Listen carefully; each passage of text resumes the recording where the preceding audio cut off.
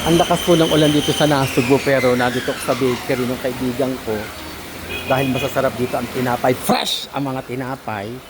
Ayan o. Ay, ito pala. Bigyan mo pa rin ako mga 5 nito. Dahil, 5 pesos lang. At saka ito ang tasty nila. Hindi ho ito na ano. Ayan o. Hindi ho yan naluluma. Laging fresh. At saka mga fresh ang tinderan nila o. Ang gaganda para mga regal babies. Ay ito po at ito po yung lechonan. Ito po naglilitsyon sila kaya sa susunod ay panay ulo ang nilitsyon. Panay ulo ang kanay ito ho. Magpapalitsyon kayo dito kaysa bibili kayo ng ayan nilitsyon ho dito. Magkano lang ito per kilo. Ayan, may mga pangalan na ho, hindi ko kinukuha.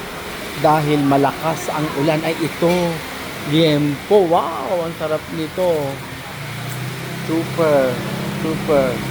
Tsaka ako nanghihingi ako ng ng mantika ng baboy.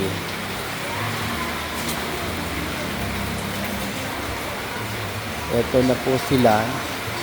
Ito po yung sila po yung mga kakababata ko sa Nasugbu. Hanggang ngayon sila po ang may bakery.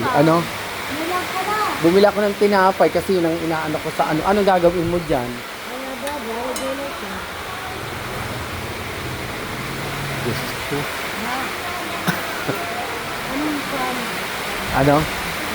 Ang lakas ng ulan. Ay, sa linggo pala, magpapaano na ako ng 2 kilong liempo para ipalilitsyon ko. Kahit 2 kilo lang, di ba? Kaysa bibili ako ng litsyon. Ayan na lang pala, kalimutan. Kasi bibili ako ng hipon eh. Oo. Ang ulan. Oo.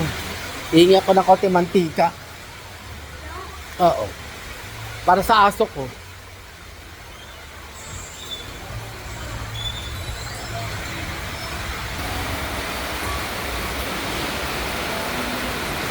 Ito ho, dito din pala ginagawa yung, ito yung kasaba bago ho dito. Kaya lang, may natira kasi ng malakas ang ulan, di ba? Ano ba ito, in-order na? Wala, isa na natin. Isa na natira. Mulan eh.